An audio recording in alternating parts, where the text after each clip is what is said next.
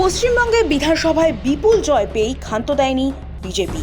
তারা তৃণমূলের ৮০ জন বিধায়কের মধ্যেও সফলভাবে ভাঙন ধরিয়ে মমতা বন্দ্যোপাধ্যায়কে কোণঠাসা করেছে। ঠিক তারপরেই নজর গিয়েছিল লোকসভাতেও। সেখানেও ২০ জন বিদ্রোহী সাংসদের সমর্থন পেয়ে গিয়েছে এনডিএ শিবির। তবে এখানেই কি থেমে থাকছেন মোদি অমিত শাহরা? খুব সহজ কথায় বললে উত্তর হলো না।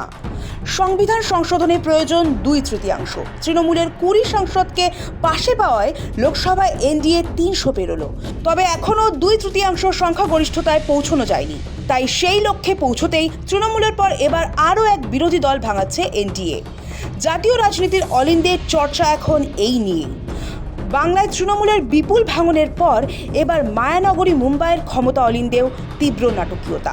এবার টার্গেট হয়তো উদ্ধব ঠাকরের শিবসেনা।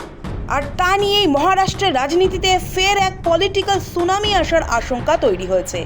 দিল্লির সংসদীয় রাজনীতিতে তৃণমূলের ২০ জন সাংসদ একযোগে দল ছাড়ার রেশ কাটতে না কাটতেই এবার জল্পনা আগামী এক সপ্তাহের মধ্যেই উদ্ধব ঠাকরের নেতৃত্বাধীন শিবসেনা শিবিরের ১৪ থেকে ১৬ জন বিধায়ক এবং অন্তত ৭ জন লোকসভা সাংসদ দল ছাড়তে পারেন।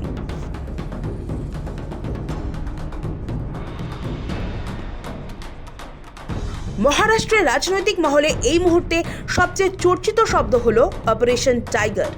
অভিযোগ উঠছে একনাথ শিন্ডের নেতৃত্বাধীন আসল শিবসেনা এবার উদ্ধব শিবিরের বাকি জনপ্রতিনিধিদেরও নিজেদের দলে টেনে নেওয়ার জন্য জাল বিছিয়েছে। যদি এই জল্পনা সত্যি হয়, তবে ২০২২ সালে একনাথ শিন্ডের নেতৃত্বে হওয়া সেই ঐতিহাসিক বিদ্রোহের পর এটি হবে উদ্ধব শিবিরের জন্য দ্বিতীয় এবং চূড়ান্ত মরণ কামড়। তবে হাত গুটিয়ে বসে নেই উদ্ধব ঠাকরের শিবসেনাও। এই ভাঙনের গুঞ্জন এবং জল্পনায় ধামাচাপা দিতে এবং দলের আসল শক্তি যাচাই করতে রবিবারই মুম্বাইয়ের মাতোশ্রী বাসভবনে দলের সমস্ত লোকসভা সাংসদদের নিয়ে জরুরি বৈঠক করেন উদ্ধব ঠাকরে। তবে ড্যামেজ কন্ট্রোলের চেষ্টা করলেও ভেতরের হাওয়া যে খুব একটা সুবিধের নয় তা মানছেন খোদ উদ্ধব অনুগামীরাই। সূত্র বলছে, বিদ্রোহী দলে নাম লেখানো এই সাংসদদের কারো ফোন বন্ধ তো কারো ফোন বেজে গেলেও তুলছেন না। এই পরিস্থিতিতে খুব শিগগিরই উদ্ধব শিবিরের বিদ্রোহী সাংসদদের সঙ্গে বৈঠকে বসতে পারেন একনাথ শিন্ডের পুত্র শ্রীকান্ত। এই জল্পনার মাঝে বৃহস্পতিবার দিল্লিতে ৯ সাংসদকে বৈঠকে ডেকেছেন উদ্ধব সেনা। দলের তরফেও দাবি করা হয়েছে ভাঙনের কোনো সম্ভাবনা নেই, তবে মতবিরোধ কাটছে না। সঞ্জয় রাউত বলেন, সাংসদ পিছু ১৫ কোটি টাকা করে দেওয়া হয়েছে। বিদ্রোহীদের সঙ্গে ৫০ কোটি টাকা রফা হয়েছে। ১৫ কোটি টাকা তো অ্যাডভান্স, যদিও এরা ৫০,০০০ টাকার যোগ্য নয়। ये सब लोग शिवसेना पार्टी के मशाल चिन्ह के ऊपर चुनकर आए हैं। मोदी जी के चेहरे पर नहीं या शिंदे जी के चेहरे पर नहीं सुनकर आए हैं। ये उद्धव बाला साहब ठाकरे जी और बाला साहब ठाकरे जी के चेहरे पर लोगों ने उनको वोट दिया है।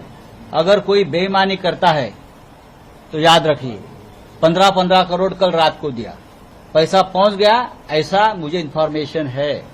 और बाद में चार्टर फ्लैट में बैठे, पहले पैसा हाथ में दे दो, वो पैसा लिया है लोगों ने, और बाद में चार्टर फ्लाइट दिया। नांदेड़ से, पुणे से, 3 जगह से चार्टर फ्लाइट छोड़े। সূত্র বলছে, উদ্ধব শিবিরের যে ৬ জন সাংসদ শিন্ডে শিবিরের সঙ্গে যোগাযোগ করছেন তারা হলেন সঞ্জয় দিনা পাটিল, সঞ্জয় দেশমুখ, নাগেশ পাটিল, ওমরাজে নিম্বলকর, ভৌসাহেব ওয়াকচৌর এবং সঞ্জয় যাদব। বৃহস্পতিবার দিল্লিতে শ্রীকান্তের বাসভবনে এই বিদ্রোহীদের সঙ্গে নিয়ে বৈঠকে বসতে পারেন মহারাষ্ট্রের উপমুখ্যমন্ত্রী একনাথ শিন্ডে। সেই বৈঠকের শেষে লোকসভার স্পিকার ওম বিড়লার সঙ্গে দেখা করতে পারেন সাংসদরা। একটি পৃথক দল গঠনের জন্য তাদের চিঠি জমা দিতে পারেন। পরে এই সাংসদরা শিন্ডে সেনার সঙ্গে জুড়ে যেতে পারেন বলে দাবি। এই পরিস্থিতি ঠেকাতে উদ্ধব শিবিরও লোকসভার স্পিকারকে চিঠি দিয়ে অনুরোধ করেছেন, যদি কোনো আলাদা গোষ্ঠী তৈরির দাবি ওঠে তা যেন দ্রুত স্বীকৃতি না দেওয়া হয়। তার যুক্তি, শিবসেনার প্রকৃত প্রতিনিধিত্ব নিয়ে মামলা এখনও আদালতের বিচারাধীন। তাৎপর্যপূর্ণ বিষয় হল, ২০২২ সালের শিবসেনা ভাঙনের পর মহারাষ্ট্রে সাংগঠনিক শক্তি ও সাংসদ সংখ্যা নিয়ে লড়াই এখনও শেষ হয়নি। এবার যদি সাংসদ স্তরেও বড়সড় পরিবর্তন ঘটে, তাহলে তা শুধু লোকসভার সংখ্যার সমীকরণ নয়, ভবিষ্যতের মহারাষ্ট্র রাজনীতিতেও বড় প্রভাব ফেলতে পারে এই শিবির বদল। তবে কি সোমবারই দিল্লিতে বড় খেলা? আপাতত জল্পনা কল্পনার পারদ সপ্তমে চড়লেও বাস্তবে কতজন সাংসদ ও বিধায়ক শেষ পর্যন্ত বালা সাহেব ঠাকরের ছেলের হাত ছাড়েন তা আগামী ৪৮ থেকে ৭২ ঘন্টার মধ্যেই স্পষ্ট হয়ে যাবে।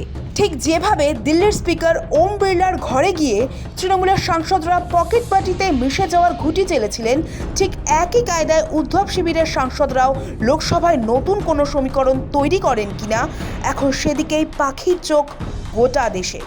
ব্যুরো রিপোর্ট, সময় কলকাতা।